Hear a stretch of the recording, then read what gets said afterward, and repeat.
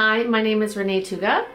I'm trying something completely new, which is to share on video book quotes from books and journal articles that I have read that feel especially salient to me, somehow important to me, in that they speak to my own experience, or they help me articulate an idea that I have, or an experience that I've had, or a belief or a thought. You know, we all look to other people's words to do that, and I have found a lot of meaning and reassurance and inspiration and so many things in the words of other people, and I want to bring some of those to you.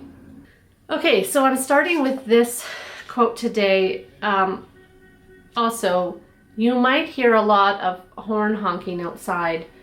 I live at the corner of two fairly busy streets, so I live at a busy intersection, and I'm in Quebec, I'm in Montreal, and many public sector workers are striking right now, and they are demonstrating at the corner, and there's constant honking from the cars that come to this intersection, in case you hear that.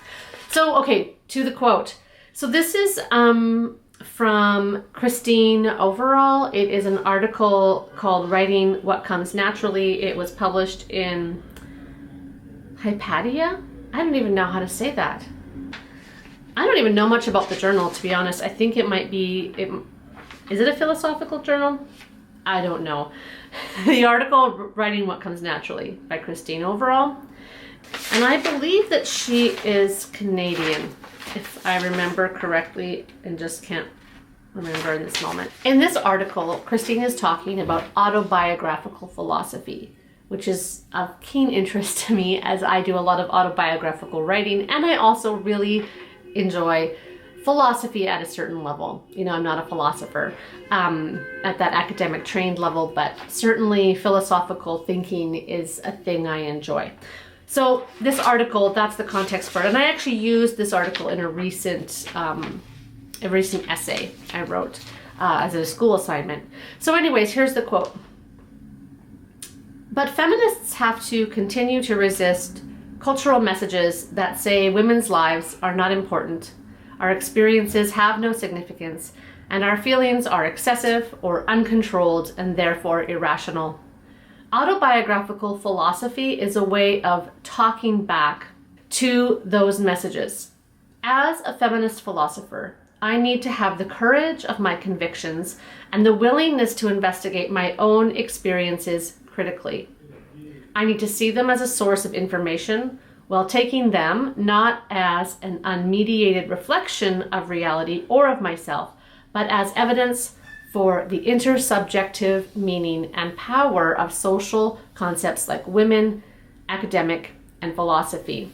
At the same time, I have to be careful not to overestimate the liberating effects of philosophical philosophy. It will not change the world, but it can change individuals. Here's what I want to say about the importance of this passage to me, and what I appreciate about feminist theory specifically, and feminist writers, and feminists within academia, that they have resisted this cultural message that women's lives are not important and that our experiences have no significance and that our feelings are excessive or uncontrolled and therefore irrational. And this has deep philosophical,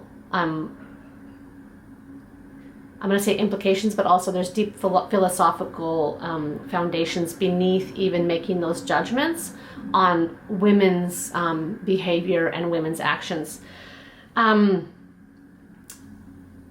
what I have found in going to grad school is that I keep coming across, and I'm searching out, no doubt, for the voices which are feminist voices, which don't necessarily mean they're women, but they're working from feminist theory, that affirm, not just affirm, it's not about affirming, but that bring the women's voices and life experiences and a way of being into the conversation, into the academic conversation, into a societal conversation, and say that this way of being is also important. And this is a philosophical thing with very important practical considerations. And what I also appreciate about this passage is that she is writing this as an autobiographical, philosophical piece. And I myself, this is the writing I do autobiographical writing.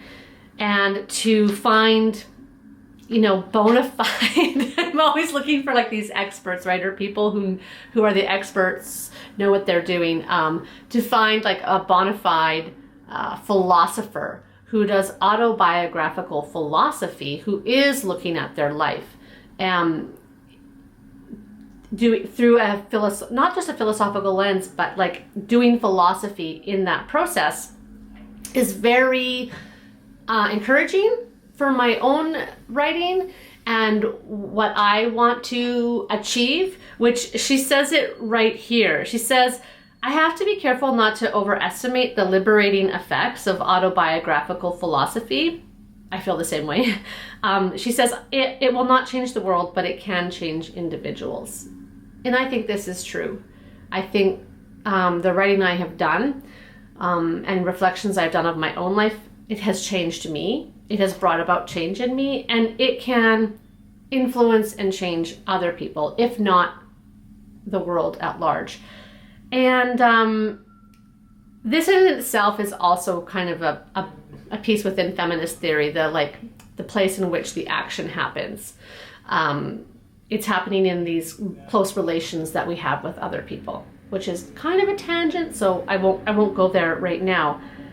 And I like what she also says about seeing our own experiences as a source of information. We can look at our own lives and our experiences and mine those things for meaning, but also information about the world. Like we can find some of that in ourselves. It's not all out there.